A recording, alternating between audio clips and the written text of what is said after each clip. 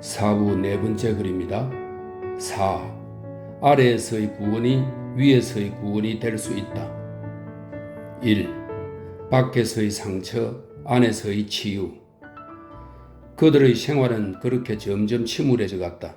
그들에게는 이제 옛날에 하나의 행복이었던 하나의 소일거리밖에 남아있지 않았는데, 그것은 굶주리는 자들에게 빵을 가져다 주고 헐벗은 자들에게 옷을 가져다 주는 일이었다. 그렇게 가난한 사람들을 찾아다닐 적에 코제트는 흔히 장발장과 동행했는데, 그럴 때면 그들은 다소 옛날같이 마음을 털어놓는 분위기를 되찾았고, 때로는 좋은 하루를 보냈을 적에는 여러 공공한 사람들을 돕고 여러 어린애들을 먹이고 입혀 주었을 적에는 코제트는 저녁에 좀 쾌활했다. 그들이 종드레트의 빈민구를 방문한 것은 그 무렵이었다. 그 방문의 바로 다음 날 장발장은 아침에 별장에 나타났는데, 평소와 다름없이 침착했으나 왼팔에 염증이 심하고 도끼가 있는 넓은 상처가 하나 있었는데, 그것은 화상 같았으나 그는 그것을 대수롭지 않다는 식으로 설명했다. 이 상처 때문에 그는 한 달도 더 신열이 나서 외출하지 못했다. 그는 아무도 의사를 만나보려고 하지 않았다. 코제트가 그렇게 하기를 간청하면 개들의 의사나 불러라 하고 그는 말했다.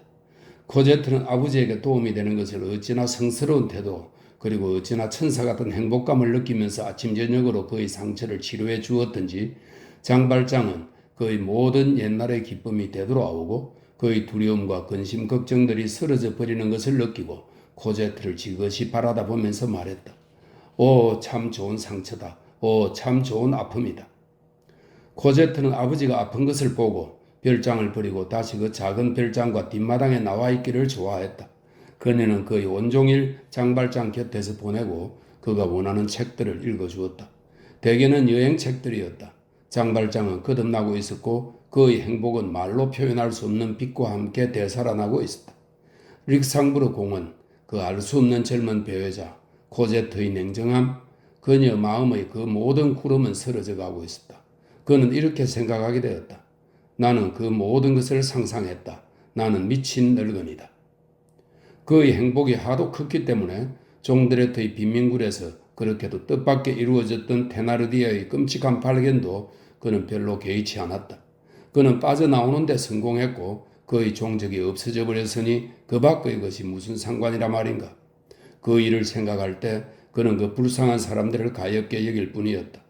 그들은 지금 감옥에 갇혀 있으니 앞으로 나를 해칠 수는 없다. 하지만 얼마나 비탄에 빠진 가련한 가족이냐? 이렇게 그는 생각하고 있었다. 맨 문 밖의 끔찍스러운 광경으로 말하자면 코제트는 그것을 더 이상 다시 말하지 않았다. 수도원에서 코제트는 생 맥크틸드 수녀에게 음악을 배웠었다. 코제트의 목소리는 넋을 가진 휘파람새의 소리 같았는데, 때때로 저녁에 이 부상자의 초라한 처소에서 그녀는 구슬픈 노래를 불렀고 그것은 장발장을 기쁘게 했다. 봄이 왔고 정원이 이 계절에 하도 아름다워서 장발장은 코제트에게 말했다. 넌 거기에 통 가지 않는데 나는 너가 거기서 좀 거닐기를 바란다. 아버지가 원하시면 그렇게 하죠. 하고 코제트는 말했다. 그리고 아버지의 뜻에 따르기 위해 그녀는 정원에서 다시 산책했는데 대개의 경우 혼자서였다. 왜냐하면 앞서 말했듯이 장발장은 10중 8구 쇠살문으로 사람 눈에 띄일까봐 두려워 거기에 거의 결코 오지 않았기 때문이다. 장발장의 상처는 기분 전환의 계기가 되었었다. 아버지가 고통을 덜 느끼고 상처가 나아가고 아버지가 행복해 보이는 것을 보았을 때 코제트는 자기도 알아차리지 못한 만족감을 느꼈는데, 그 정도로까지 이 만족감은 조용히 그리고 자연스럽게 왔다. 그리고 때는 사물이고 낮은 길어지고 겨울은 가고 있었는데, 겨울은 항상 우리의 슬픔의 어떤 것을 저와 더불어 가져간다. 이어 4월이 왔는데 이것은 여름의 여명, 모든 새벽들처럼 신선하고 모든 어린아이들처럼 명랑하다. 이것은 또 갓난해인지라 때때로 조금 울보이기도 하다. 이달의 자연은 매력적인 미광이 있어서 그것이 하늘에서, 구름들에서, 나무들에서, 풀밭들과 꽃들에서 사람의 마음으로 지나간다. 코제트는 아직 젊어서 그녀를 닮은 이 4월의 기쁨이 그녀에게 스며들지 않을 수 없었고, 신압으로 그녀가 그런 줄도 모르게 암흑은 그녀의 마음에서 떠나갔다. 한낮엔 지하실도 밝듯이 봄에는 슬픈 사람들의 마음도 밝다. 코제트는 이미 매우 슬프지는 않았다. 그런데 그건 그랬으나 그녀는 그걸 알아차리지 못하고 있었다. 아침에 10시쯤에 아침 식사 후 아버지를 잠시 정원에 데리고 나오는데 성공해 그의 아픈 팔을 부축하면서 양지 바른 돌청개 앞에서 그를 산책시킬 때 그녀가 줄곧 웃고 있었고 행복했다는 것을 그녀는 깨닫지 못했다. 장발장은 황홀한 눈길로 그녀가 다시 발그레해지고 싱싱해지는 것을 보고 있었다. 오, 참 좋은 상처다 하고 그는 나직한 목소리로 거듭거듭 말했다. 그리고 그는 테나르디에게 감사했다. 일단 상처가 낫자 그는 호젓한 황혼의 산책을 다시 시작했다. 파리의 무인지경을 어떤 봉변도 당하지 않고 그렇게 혼자 산책할 수 있다고 생각하는 것은 잘못일 것이다. 2. 폴리타르크 할멈의 서슴없는 사건 해석. 어느 날 저녁 소년 가브로슈는 아무것도 먹지 않았고 전날 저녁 역시 식사를 안 한 것이 생각났는데 그러자 몸이 노곤해졌다. 그는 저녁밥을 먹어보려고 결심했다. 그는 살페트리에르의 저쪽 행인이 없는 곳으로 어슬렁어슬렁 걸어갔다. 거기에는 횡재수가 있다. 아무도 없는 곳에는 무엇인가가 있다. 그는 한 촌락에까지 다다랐는데 그것은 아우스트리츠의 마을인가 싶었다. 전에 그곳을 얼쩡거리고 다니다가 한 번은 거기에 한 노인과 한 노파가 드나드는 오래된 정원이 있고 그 정원에 웬만한 사과나무 한 그루가 있는 것을 그는 눈여겨보았었다. 그 사과나무 옆에는 과실 저장고 비슷한 것이 있었는데 제대로 닫혀있지 않아서 사과 한 알쯤은 손에 넣을 수 있었다. 한 알의 사과, 그것은 저녁밥이고 한 알의 사과, 그것은 생명이다. 아담을 파멸시킨 것은 가브리오스를 살려낼 수 있었다. 정원은 집들까지 가시던 물이 늘어선 호젓한 비포장 골목길을 따라가고 있었고 산 울타리로 격리되어 있었다. 가브리오스는 정원 쪽으로 걸어가고 골목길을 찾아내고 사과나무를 알아보고 과실 저장고를 확인하고 산 울타리를 살펴보았다. 산 울타리, 그건 한 걸음의 거리다. 해는 뉘엿뉘엿하고 골목길에는 고양이 새끼 한 마리 얼씬하지 않고 시간은 적절했다. 가브리오스는 울타리를 뛰어넘으려다 갑자기 멈칫했다. 정원에서 말소리가 나고 있었던 것이다. 가브리오스는 울타리 틈으로 들여다보았다. 울타리 너머에 그로부터 2걸음 떨어진 곳 울타리 밑에 그가 헤치고 넘어가려 했던 바로 그 지점에 일종의 벤치 구실을 하는 돌 하나가 놓여 있는데 그 돌벤치에는 정운의 늙은이가 앉아있고 그 앞에는 노파가 서 있었다. 노파는 무엇인가 투덜거리고 있었다. 가브리오스는 조심성 없이 엿들었다. 마베프씨 하고 노파가 말했다. 마베프라, 그 이름 참 우습구나 하고 가브리오스는 생각했다. 노인은 그렇게 불렀는데도 꼼짝 않고 있었다. 노파는 되풀이했다. 마베프씨. 늙은이는 땅에서 눈을 떼지 않고 대답하기로 결심했다. 뭐요, 플리타르크 할멈? 플리타르크 할멈이라 그 이름도 우습구나 하고 가브리오스는 생각했다. 플리타르크 할멈은 말을 이었고 늙은이도 불갑을 말을 아니할 수 없었다. 집주인이 불평하고 있어요. 왜? 3기분이나 밀려 있거든요. 석 달 후면 4기분이 되겠군. 쫓아내버리겠대요. 나가야지. 과일 장수도 돈을 갚아달래요. 이제 장작도 안 줘요. 올겨울 뭐로 불을 뗄 건가요? 장작이 다 떨어질 텐데. 해가 있어. 부족간에도 외상은 안 되겠다면서 더 이상 고기를 줄이고 하지 않아요. 그건 잘 됐어. 나는 고기를 잘 소화시키지 못해. 그건 소화가 잘 안 돼. 저녁 식사에 뭘 드시겠어요? 빵을 먹지요. 빵집에서도 선불을 요구하고 돈이 없으면 빵도 없다고 하는 거예요. 좋아? 그럼 뭘 드실 거예요? 우린 사과나무에 사과들이 있어요. 하지만 이렇게 돈 없이는 살 수 없어요. 난 돈이 없어요. 노파는 가고 노인 혼자 있었다. 그는 생각하기 시작했다. 가브리오스 쪽에서도 생각하고 있었다. 거의 어두워지고 있었다. 가브리오스는 빠진 몽상의 첫 번째 결과, 그것은 울타리를 뛰어넘는 대신 그는 그 아래에 쭈그리고 앉는 것이다. 나뭇가지들이 가시던 불 아래에 조금 열려 있었다. 이건 알코브구나. 이 알코브는 벽면을 우묵하게 만들어서 침대를 들여놓는 침소를 말합니다. 알코브구나 하고 가브리오스는 마음속으로 외치고 거기에 몸을 웅크렸다. 그의 등은 마베프 영감의 돌벤치에 거의 기대어져 있었다. 팔순 노인의 숨소리가 들렸다. 저녁밥 삼아 그는 자려고 애썼다. 이렇게 설명이 있습니다. 프랑스 속담에 잠자는 자는 저녁밥을 먹는다. 즉 시장길을 잇는다는 그런 뜻의 프랑스 속담이랍니다. 저녁밥 삼아 그는 자려고 애썼다. 고양이의 잠, 한눈만의 수잠, 졸면서도 가브리오시는 동정을 살피고 있었다. 어스름한 하늘의 흰빛이 땅바닥을 희게 하고 골목길은 검은 두 줄의 가시덤불 사이에서 희꾸무레한 선을 이루고 있었다. 벼랑간 그 희꾸무레한 길에 두 개의 그림자가 나타났다. 하나는 앞서 오고 또 하나는 조금 뒤떨어져 뒤에 오고 있었다. 두 사람이 오는구나 하고 가브리오시는 중얼거렸다. 첫 번째 그림자는 어떤 늙은 양반 같은데 구부정하고 생각에 잠겨 있었으며 아주 수수한 옷차림을 하고 나이 탓으로 천천히 걷고 저녁 별빛 아래 한가로이 산책을 하고 있었다. 두 번째 그림자는 몸이 꼿꼿하고 튼튼하고 호리호리했다. 그것은 첫 번째 그림자와 발걸음을 맞추고 있었으나 일부러 늦추고 있는 그 걸음걸이에서 유연함과 날쌔이 느껴졌다. 이 그림자는 무언지 알 수 없는 사납고 불안하게 하는 것과 함께 당시 멋쟁이라고 불리던 것의 모습이었는데 모자는 모양이 근사하고 프로코트는 검정색인데 재단이 잘 되어 있고 10중 8구 천도 좋은 것 같았으며 몸에 꼭 끼어 있었다. 건장하고도 우아한 모습으로 고개를 쑥 쳐들고 있었으며 모자 아래로 청년 같은 허물건 옆모습이 희번한 빛 속에 어렴풋이 보였다. 그 옆모습은 한 송이 장미꽃을 입에 물고 있었다. 가브리오스는 이 두 번째의 그림자를 잘 알고 있었는데 그것은 몽파르나스였다.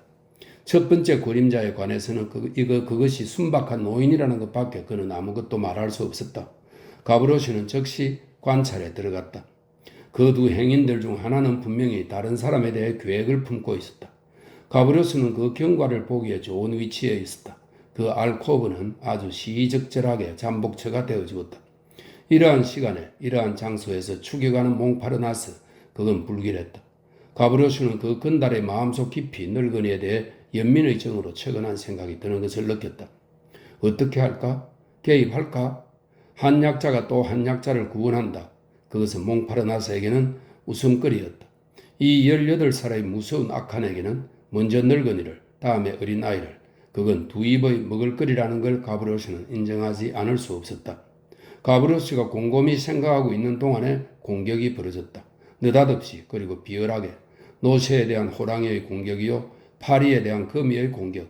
몬파르나스는 예고 없이 장미꽃을 던지고 늙은이에게 달려들어 멱살을 덥석 움켜잡고 거기에 매달렸다. 가브리오스는 하마터면 고함을 지를 뻔했다. 일순간 후에 한 사람은 또 한 사람 밑에 깔리고 바위 같은 무릎에 가슴을 짓눌려 기진맥진하여 그르렁거리고 허우적거렸다. 다만 그것은 가브리오스가 얘기했던 것이 전혀 아니었다. 땅바닥에 있는 것, 그것은 몽파르나스였고 그 위에 있는 것, 그것은 노인이었다. 이 모든 것은 가브리오스로부터 몇 걸음 떨어진 곳에서 일어나고 있었다. 늙은이는 타격을 받고 그것을 돌려주었는데 어찌나 무시무시하게 반격했던지 눈 깜짝할 사이에 공격자와 피공격자의 역할이 바뀌었다. 대단한 노패자인걸 하고 가브리오스는 생각했다. 그러면서 그는 얼떨결에 박수를 쳤다. 그러나 그 박수는 아무 보람도 없었다. 두 투사들은 서로에게 열중하여 귀머거리가 되고 시끈벌떡거리면서 싸우고 있었기 때문에 그 박수 소리는 그들에게까지 도달하지 않았다. 잠잠해졌다. 몽파르나스가 몸부림치기를 거쳤다. 가브리오스는 혼자 중얼거렸다. 죽었나? 노인은 말 한마디 내지 않고 고함 하나 지르지 않았다. 그는 다시 몸을 일으켰고 가브리오스는 그가 몽파르나스에게 말하는 소리를 들었다. 일어나라. 몽파르나스는 일어났으나 노인은 그를 붙잡고 있었다. 몽파르나스는 마치 양한테 덥석 물린 이리처럼 창피당하고 성인한 태도를 하고 있었다. 가브리오스는 눈과 귀에 힘을 다해 보고 들었다. 그는 엄청 신이 났다. 그는 진정으로 걱정하면서 구경한 보람이 있었다. 그는 어둠 때문에 뭔지 알 수 없는 의조를 띠고 있는 다음과 같은 대화를 포착할 수 있었다. 노인은 묻고 몽파르나스는 대답했다. 너 몇 살이냐? 19이요. 너는 힘이 세고 건강하다. 왜 일을 안 하느냐? 따분해서. 너의 직업은 뭐냐? 빈둥빈둥 놀고 먹기요. 진정으로 말해봐. 너를 위해 뭘 해줄 수 있느냐? 너는 뭐가 되고 싶으냐? 도둑놈이요. 잠시 침묵이 흘렀다. 늙은이는 깊이 생각하고 있는 것 같았다. 그는 꼼짝 않고 서서 몽파르나스를 전혀 놓아주지 않고 있었다. 억세고 날쌘 젊은 악한은 때때로 올가미에 걸린 짐승처럼 날뛰었다. 그는 뿌리치기도 하고 다리를 감아보기도 하고 필사적으로 제 팔다리를 비틀기도 하면서 빠져나가려고 애썼다. 늙은이는 그런 건 알아차리지 못하는 것 같았으며 절대적인 강자의 지극한 무관심의 태도로 한 손으로만 그의 두 팔을 붙잡고 있었다. 늙은이는 한참 생각에 잠겨 있다가 몽파르나스를 뚫어지게 바라보면서 조용히 목소리를 높여 그들이 있는 그 어둠 속에서 그에게 일종의 엄숙한 연설을 했는데 가브리엘은 그것을 한마디도 놓치지 않았다. 아가, 너는 게을러서 가장 힘든 생활에 들어가고 있다. 아, 너는 너가 빈둥빈둥 놀고 먹는다고 공언하는구나. 일할 준비를 해라. 너는 무서운 기계 하나를 본 일이 있느냐? 그것은 아병기라고 불린다. 그것을 조심하지 않으면 안 된다. 그건 엉큼하고 강렬한 것이거든. 만약에 그것이 너의 옷자락을 붙잡으면 너는 거리로 송두리째 넘어가 버린다. 이 기계, 그건 무의도식이다. 아직 걸을 수 있는 동안에 멈춰 서고 달아나거라. 그렇지 않으면 끝장이다. 얼마 못 가서 너는 톱니바퀴 속에 들어가 있을 것이다. 한번 끌려 들어간 날엔 더 이상 아무것도 바라지 마라. 게으름뱅이야. 너에겐 피로가 있을 뿐 더 이상 휴식은 없다. 가차없는 쇠손이 너를 붙잡았다. 너의 밥벌이를 하고 일을 하고 의무를 다하는 것을 너는 원치 않는다. 남들처럼 사는 것, 그건 늘 따분해야 한다. 그렇다면 너는 달리 살아라. 노동은 법칙이다. 따분하다고 그걸 거부하는 자는 그걸 형벌로 가질 것이다. 너는 노동자이기를 원치 않는다. 그렇다면 노예가 되거라. 노동은 한쪽에서는 너를 놓아주지만 또 한쪽에서는 다시 너를 붙잡는다. 너는 노동의 벗이 되기를 원치 않는다. 그렇다면 너는 노동의 흑인 노예가 될 것이다. 아, 너는 인간들의 정직한 피로를 원치 않았고 죄인들의 땀을 흘리려 한다. 남들이 노래를 부르는 곳에서 너는 헐떡거릴 것이다. 너는 멀리서 아래서부터 다른 사람들이 일하는 걸 볼 것인데 너에겐 그들이 쉬고 있는 것 같이 보일 것이다. 경작자도 수확하는 사람도 뱃사람도 대장장이도 너에겐 천국의 복자들처럼 빛 속에 있는 것 같이 보일 것이다. 대장간의 모루는 얼마나 빛나는가. 쟁기질을 하고 다발을 매는 것, 그것은 기쁨이다. 바람 부는 대로 자유로이 가는 배는 얼마나 즐거운가. 너 게으름뱅이야. 이것저것 찝쩍거리라. 어슬렁거리라. 이리저리 굴러다니라. 팔자대로 살아가거라. 너의 굴레를 끌어라. 너는 지옥에서 짐을 끄는 짐승이다. 아, 아무것도 하지 않는 것, 그것이야말로 너의 목적이었다. 그렇다면 짓눌리지 않고선 단 한 주일도, 단 하루도, 단 한 시간도 지내지 못할 것이다. 호흡곤란 없이는 너는 아무것도 들어올리지 못할 것이다. 1분이 지날 때마다 너의 근육은 빠드득거릴 것이다. 남들에게는 깃털인 것도 너에게는 바위일 것이다. 더없이 간단한 일들도 지난사가 될 것이다. 생활은 너의 주위에서 끔찍한 것이 될 것이다. 가고 오고 숨쉬는 것이 그렇게도 무서운 일들이 될 것이다. 너의 허파가 숨을 쉬는데도 너에게 천근의 무게 같은 인상을 줄 것이다. 여기서 걸을까 저기를 걸을까 하는 것도 해결해야 할 문제가 될 것이다. 누구든지 나가고 싶은 사람은 너의 문을 민다. 그렇게 했으면 그는 밖에 나가 있다. 너는 너가 나가고 싶으면 너는 너의 벽을 뚫어야 할 것이다. 길거리에 가기 위해 모두들 어떻게 하지? 모두들 계단을 내려간다. 너는 너의 침대 시트를 찢어서 한 조각씩 이어서 끈을 만들고 그런 뒤에 너는 창으로 가서 한 구릉 위에서 그 노끈에 매달려 있을 것이다. 그리고 그것은 밤일 것이고 비바람 치고 천둥이 치고 폭풍우가 불 것인데 만약 끈이 너무 짧으면 너는 더 이상 한 가지 내리는 방식밖에, 즉 떨어지는 수밖에 없을 것이다. 되는 대로 구렁텅이 속으로 어떤 높이에서 떨어지는 수밖에 없을 것이다. 무엇 위에 떨어지느냐고? 아래에 있는 것 위에, 미저의 것 위에 떨어지는 것이. 그렇지 않으면 너는 타 죽을 위험을 무릅쓰고 벽난로 굴뚝 속으로 기어 올라가거나 또 그렇지 않으면 빠져 죽을 위협을 무릅쓰고 변소의 톡 안으로 기어 들어갈 것이다. 그 밖에 탈출할 구멍들을 가려야 하고 하루에도 몇십 번이고 돌을 치웠다가 도로 갖다 놓았다 해야 하고 너의 집 매트 속에 석회를 감추어야 한다는 것을 나는 너에게 말하지 않는다. 자물쇠가 있으면 시민은 자물쇠 장수가 만들어준 열쇠를 호주머니에 갖고 있다. 너는 만약에 너가 밖으로 나가고 싶다면 너는 무서운 작품을 하나 불갑을 만들지 않을 수 없다. 너는 커다란 1수짜리 동전 한 입을 가지고 그것을 두 입으로 쪼갤 것이다. 무슨 연장으로 쪼개느냐고? 너는 그것을 고안해낼 것이다. 그것은 너가 알아서 할 일이다. 그런 다음에 조심스럽게 바깥은 흠이 나지 않도록 그 두 잎의 안쪽을 도려 파고 그 가장자리를 삥 둘러서 나사의 나선을 파서 그 두 잎이 위아래로 바탕과 뚜껑처럼 꼭 맞도록 할 것이다. 위아래를 그렇게 잘 맞추어 틀어박아 놓으면 아무도 거기에서 아무것도 간파하지 못할 것이다. 너를 감시하는 간수들에게는 그건 한 잎의 큼직한 동전이겠지만 너에게 그건 하나의 상자일 것이다. 너는 그 상자 속에 무엇을 넣을 것인가? 하나의 작은 강철 조각을, 하나의 시계 태엽을 넣을 것인데 거기에 너는 이를 파서 그것은 하나의 톱이 될 것이다. 한입의 동전 속에 감춘 비늘 같은 길이의 그 톱으로 너는 자물쇠의 빗장이며 문 빗장의 굴대며 맹꽁이 자물쇠의 손잡이며 창문의 쇠살이며 내 다리에 채워진 사슬고리를 끊어야 할 것이다. 그러한 작품을 만들어내고 그러한 놀라운 일을 수행하고 기술과 재주와 솜씨와 인내의 그 모든 기적들을 완수한 후 만약에 그것이 너가 한 일이라는 걸 알게 되면 너는 무슨 보답을 받을까? 지하 감옥이다. 그것이 너의 장래다. 나태며 쾌락, 얼마나 무서운 파멸이냐? 아무것도 하지 않는 것, 그건 한심스러운 편견이다. 잘 알겠느냐? 사회적 물질로 무의도식하는 것, 무익한 것, 그것은 곧 유해한 것이다. 그러면 곧장 빈궁의 밑바닥에 빠지게 된다. 기생자이고자 하는 자는 불행할진저 그는 해충일 것이다. 아, 너는 일하기를 싫어한다. 아, 너는 한 가지 생각밖에 없다. 잘 마시고 잘 먹고 잘 자는 것밖에. 너는 맹물을 마시고 검은 빵을 먹고 손발이 쇠사슬에 묶여 밤에 그 냉기를 살에 느끼면서 늘반지 위에서 잘 것이다. 너는 그 사슬을 끊고 도망치겠지. 좋아. 하지만 너는 가시덤불 속을 기어다니고 숲속의 짐승들처럼 풀을 뜯어먹을 것이다. 그러다가 너는 다시 잡힐 것이다. 그러면 너는 몇 년이고 지하 감방 속에서 벽에 비끄러매져서 물을 먹기 위해 물병을 더듬어 찾고 개들도 먹으려고 하지 않을 검은 빵을 깨물고 벌레들이 너보다도 먼저 먹었을 잠두콩을 먹을 것이다. 너는 지하실 속의 쥐며느리일 것이다. 아, 불쌍한 애야. 너 자신을 가엾게 여기라. 아직 귀때기가 새파란데 유모 젖꼭지에서 떨어진 지 채 20년도 안 되는데 그리고 아마 아직 너의 어미도 살아있을 텐데 부디 내 말을 잘 들으라.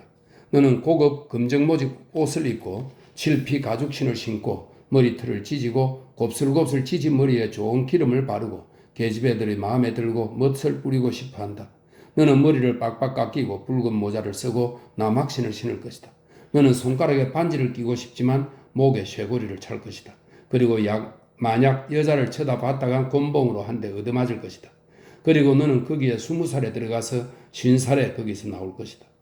너가 들어갈 적에는 젊고 장밋빛이고 싱싱하고 눈이 빛나고 이는 모두 희고 청춘의 아름다운 머리카락을 하고 있겠지만 나올 적에는 쪼그라지고 구부러지고 쭈글쭈글하고 이가 빠지고 복이 흉하고 백발이 될 것이다. 아, 불쌍한 애야. 너는 그릇된 길을 가고 있다. 게으름이 너를 잘못 이끌어가고 있다. 일 중에도 가장 힘든 것은 도둑질이다.